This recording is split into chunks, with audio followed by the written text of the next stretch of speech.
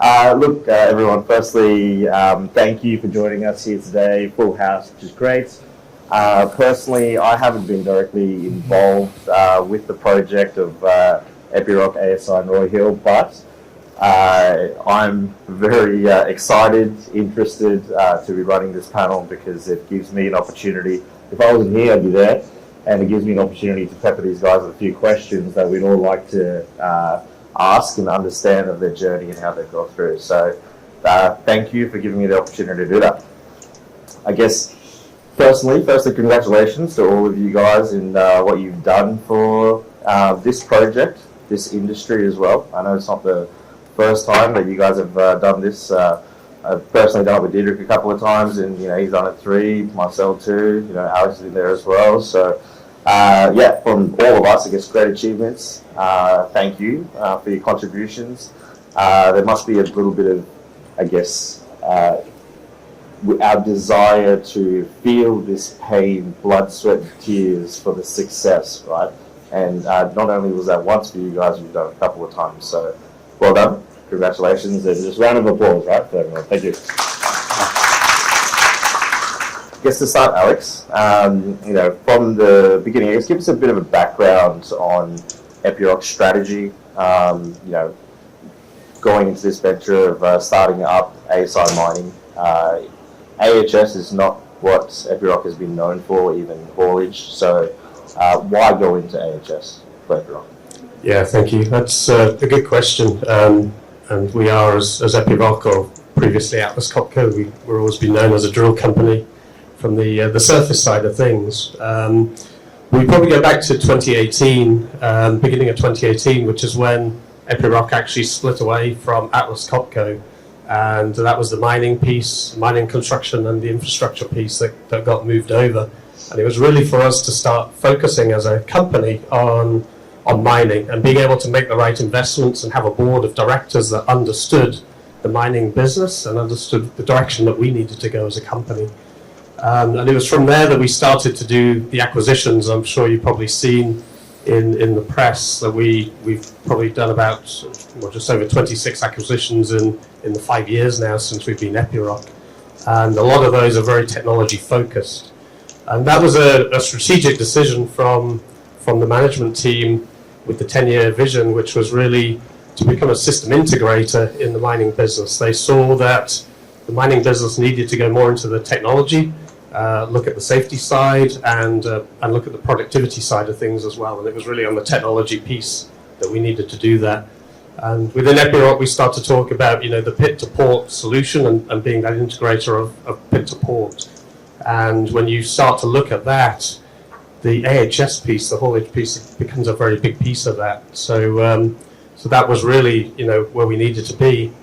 I guess we met ASI actually back when we were working on our autonomous drills, and ASI had some interesting products at the time that we were looking at from the component side of things. And that was how we sort of met the company and realized what a fantastic technology company they were, an amazing sort of robotics company. And you saw from Diederik's slide, I mean, they weren't just in the mining sector, they had other pillars, like the automotive, the agricultural side as well. So they weren't just bringing a mining perspective to this solution here, they were bringing the input that they've had from all the other industries, and you could say, industries where they're leading ahead of mining in terms of technology as well. So for us, it was a very exciting company to be alongside. But being a small company, they had the challenge of being able to scale that product, and that is really, again, where Diederik sort of explained, with the Epiroc footprint, we could take that product to market and help them to roll that out, and that was really what we could bring to the table, and I think what excited ASI, that we could bring that piece, and hence, of course, we then got the 34% of the product there. Our piece now, as we sort of move into this, is being able to bring, our business as usual processes and help to bring, the kits and components into the country and using the knowledge that we have of rolling out the technology as well. Yeah, great. Anything to add further to that, really? No? Good? Look, another one that I think we all have is is the other part to that then is Roy Hill's choice of Epiroc with AHS, and how did this partnership form? Because obviously Roy Hill is a large-scale miner, and we already know the other solutions that exist, and Roy Hill does that, and obviously entertaining offers as well, as we know in the industry. But why did Roy Hill choose Epiroc, and what was the grounds and basis of this partnership? Yeah, so as we moved to Epiroc in early 2018, as we got to October, I got told that we were going to buy this share in ASI Mining, and they told me that there's a product, autonomous haulage. Of course, I'm a drill guy, I didn't know what that was, but I quickly sort of got thrown into the negotiation, and ASI Mining had been talking to Roy Hill for many years in the lead up to this. But they really needed that sort of backing behind them, the company with the deep pockets and the capability to help roll this technology product out. So we kind of got thrown into it. I got reminded many times that we're a drill company, we don't understand AHS, which I would say was a correct statement. But what the things that we were talking to them about and what they were telling us was, if they wanted an off-the-shelf product, then there were off-the-shelf products that were there already. But I think, some of the other OEMs, the projects that they were already engaged in may have been a distraction for them. So they really wanted somebody who could focus on them, but also develop the product that they were looking for as well. So we got to talking a lot about how we would be able to do that. We got to talking about Roy Hill's sort of smart mine vision and how it started to fit into our system integration vision that we had as well, and obviously the capabilities of ASI being able to turn pretty much anything into a robot in the future as well. So there were some of these synergies there. Of course, we have successfully rolled out autonomous drills, and they'd seen that, and there were people at Roy Hill that had been on some of those projects with other companies as well. And they'd seen that when Epiroc makes a commitment to doing these things, and these technology projects are not easy, but whenever we've done these projects, we've gone through the pain, but we've delivered on the commitment we gave, which was to get a product at the end of it, and we would stand by what we committed to, and I think that was another big piece of that as well. Great. Marcel, anything to add? Yeah, I've not been too long with Epiroc, although the years start counting now. But yeah, what I underline what Alex is saying. What appealed me really to Epiroc is their deep sense of integrity. They do what they say, or they say what they do. They do what they say, and that really stands out. Yeah. And I guess I want to talk to the truck guy and the AHS guy over there, right? So as we all know, I guess the interesting thing about this, you've got a duality, right? So you've got to roll in Roy Hill, and then after that have come across to the president of ASI. So I guess speaking from the Roy Hill perspective, what was the interest in this partnership, and wanting this partnership and wanting the success of it as well? I guess in simplistic terms, they had a mixed fleet and they wanted to automate it, and I think there was a real business need for that because none of the other, there was no solution out there that could do that. So that's where really, from a technical solution perspective, they landed on ASI to be able to do that with them. That's probably really at the heart of it. And I do want to add as well that if you think about AHS, you really need strong partnerships in order to be able to pull this off. I've been through this 3 times, and there's been the maturity of AHS today in particularly Australia, but around the globe, really was created in Australia with strong partnerships, right? You had the Komatsu Rio partnerships, the FMG CAT, and for us, Roy Hill, is the same, because it really is, like I said before, moving around the fleet of trucks is easy. Making it stand up, the production requirements, day in, day out, shift in, shift out, with the reliability, and also the longevity that a product needs, product management, all of that kind of stuff is really, really the key here. Yeah.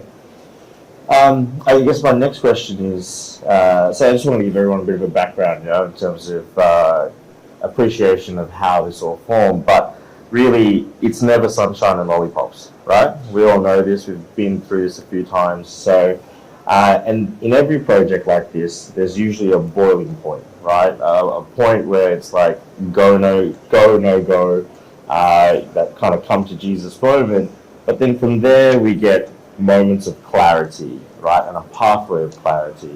And I guess you must have had that. That's a must-have in this journey, right, in every project. And I want to know from you guys, for the audience as well, basically, from your different perspectives, what was that clarity that came up after that? Alex?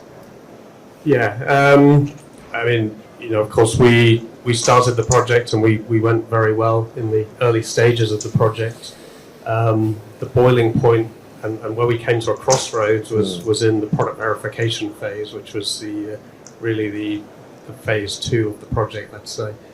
And it was around the KPIs. It was hitting the KPIs, and it was back in early 2022. We just weren't actually hitting those KPIs that we needed to hit. And I think this was probably the strength of the partnerships as well, that we were able to all get together. And I'm not going to pretend that they weren't robust discussions that we had. They certainly were, but it was really about why can we not hit the KPIs, and what do we need to do to hit them? And here, you tend to have to put these the egos to one side a little bit, and be sort of very cognizant of where your piece is of that, and why we're not achieving that. So we had to break it down into the stages of what was happening. And for me, it was really the realization at that point. We just recently brought Marcel on, and a guy called Shane Fisher into the team, who obviously had a lot of experience of doing that. And we'd had other good people in the project that got us through the project up to this point, but we hit that ceiling a little bit. And it was amazing then to see these guys with their experience kind of start to pull this to pieces and focus on the key areas that we needed to focus on, and get out, in effect, put that flag on the hill and say, this is where we're heading. These are the areas that if we can solve these, we will get over that hump. And eventually we did, but I think we had to be very open and honest with ourselves about where the problems lie, and we could have probably easily buried our heads in the sand and said, no, it'll fix itself. But it was a good situation in the end. But yeah. It was a tough week. Thanks for your honesty, hey? Marcel? Oh, thank you, Alex. You give way too many credits there. But yeah, indeed, I hit that boiling point moment relatively quickly after I joined Epiroc.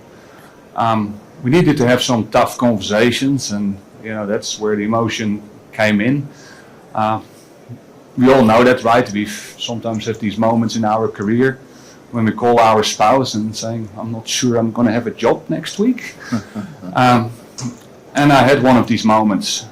But what we did is we all took a deep breath, calm down, put emotions aside, as Alex said. And we kind of started to figure out a couple of things. And there were really 2 huge, big lessons learned that came out of it. One of them is we were pursuing a communications technology, amazing idea, 100% made total sense, but not for the mining industry. We couldn't make it work.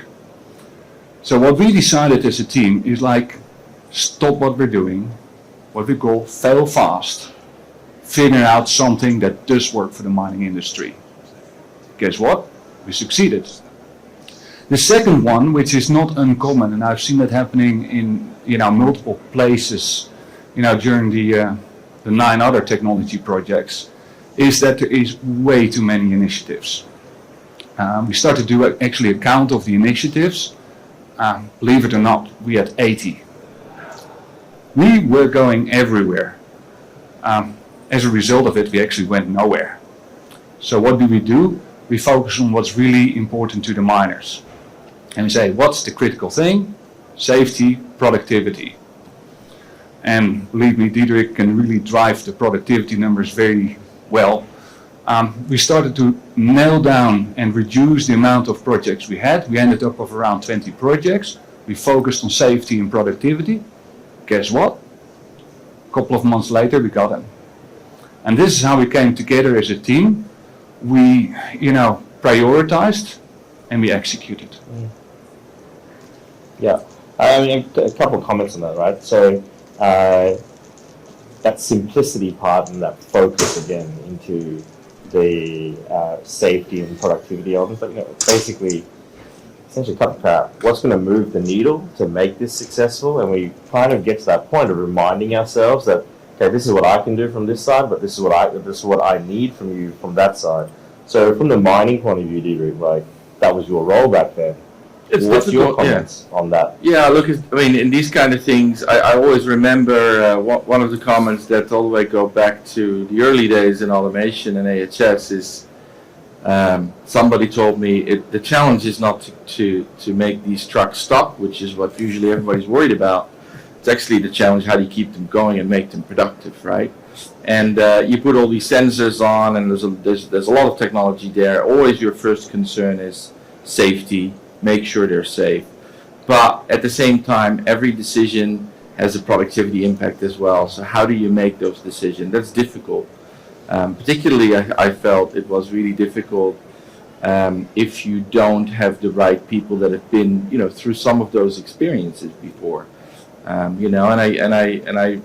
think we. I think having partnership like that are open to those conversations around that and be, I'd say, making reasonable decisions and making decisions that have an impact on trade-offs is really, really key. And that is really where a lot of the engineering time goes into testing, validating, those kind of things. And I think we did a reasonably good job there. Yeah. Good. I guess I'll go up in two stanzas, right? So first stanza, next line of questioning is from the start of when you guys got onto the project individually to the point of success of the production validation stage. So that first stanza there, before we go into expansion. I guess my question here is, what was the biggest challenge you faced individually? So Alex, when you started in 2018, I think this is your journey, on this journey 2022, Diederik, I'm not sure, around 21. So what's the biggest challenge from your perspective you faced in the project, or a challenge that you want to talk about? Yeah, I think Diederik touched on it in his presentation. We had a long negotiation with the contract. We signed the contract in February of 2020, and then we know what happened after that with COVID. The following month everything shut down, and we were suddenly faced with this contract that we were obviously excited that we'd won, and now wondering if we were going to go ahead with it. And at the time, as the project was only just starting, we were considered non-essential to the WA mines, so we were then told that we wouldn't be able to go up to the mine and start the project in effect, and that was obviously worrying times, and we put a lot of effort into this negotiation, and we're about to move forward with this. Fortunately, at the time, Anthony Kirk, AK, was heading the project from the Roy Hill point of view, and for those of you who know him, he doesn't give up easily, and he sort of said, well, we need to think differently. We've got to pivot a little bit here. And so the team all worked together. And this was the ASI mining team, Epiroc and Roy Hill, and said, how can we do this? What can we do to keep the project going already? So the team identified there was a quarry, a disused quarry, just north of Perth. So they said, okay, well, we can hire the quarry. The ASI side, again, going back to the pillars of ASI had that automotive pillar that you saw on Diederik's slides there, and he mentioned, the automotive testing they do. They have these kits that do non-intrusive testing of automotive vehicles, because you can't break into those automotive systems when they're testing a Chevy or a Ford car. So the team shipped a couple of those kits over, and Roy Hill bought a couple of utes, which were turned pink. And those utes, the pink ladies as they got to be called, they were running around a disused quarry thinking that they were large haul trucks. And it gave the whole of the team the ability to really understand Mobius, how Mobius works, get into how the safety systems are working in Mobius, and these utes running laps, doing load and haul laps around the quarry. And obviously eventually as time went on, the regulations relaxed a little bit, and then we could get back up to the mine and fit properly onto haul trucks, the haul truck kits, and carry on the project. So Cool. Very cool. Marcel? Yeah, I'll see the sign for 5 minutes. For me, there was two reflections on that one. Is we hit the productivity metrics. We're like celebration, and that's where we realized, the real work is starting, because now we need to get the product ready for expansion, because we need to kind of create the parts manuals, the support manuals. We need to do the training, and there's an incredible amount of work that had to go in there. We need to develop troubleshooting guides. So we had to do this simultaneously in getting that product ready. The other reflection is really, when we look to people, process, technology, is to really help the thinking at the mine site to, this is just not technology, it's not a magic bullet. It helps you to kind of, repeat existing processes. And that's where the word comes in, processes. So if you don't change your processes, you're going to get a lot of the same thing again and again. So really optimizing the processes at the mine site for automation. Yeah, I think COVID definitely was a very, very big barrier, because the quarry gave us something, but if you can't fly engineers in and understand how trucks move around and waste dumps and some of the technical challenges there, to code and come up with solution is much harder. And so that's definitely one of the biggest ones. And the other one, if you think about our company, we have always been a technology development company. The transition that we have been going through and still going through into a product company where not everything is engineering, it's about training, documentation, have bill of materials well defined, yada yada yada. That is a very, very big transition that we have been going through as well. Yeah. I got one cool factor for you guys that I've got to know you a little bit, but I want the two Dutch guys to tell me about the Swedish IKEA principle. I'm going to break that down for us, eh? You can do that better than that. Oh, dear. Yeah, this is, we talk about, sweet moments and moments you remember. This was definitely one of them, because we posed ourselves a challenge. It's like, we want to do things different, we want to do things better in this project. And one of the challenges we set us is, we absolutely want to excel in converting equipment. How can we do this in absolutely the quickest time possible? Because we know that every one of these trucks, if we do it a day quicker, we give the customer $1 million back. That's a lot of money.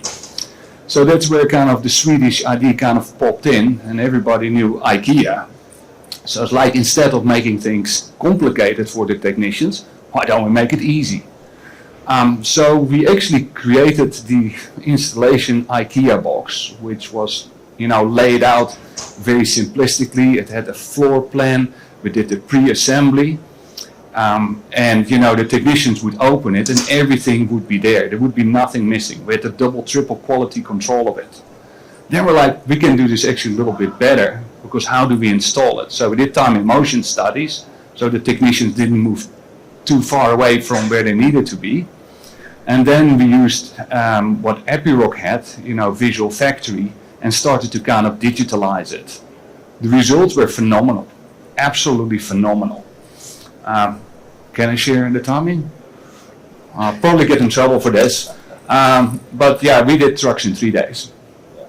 And we set an absolute record here.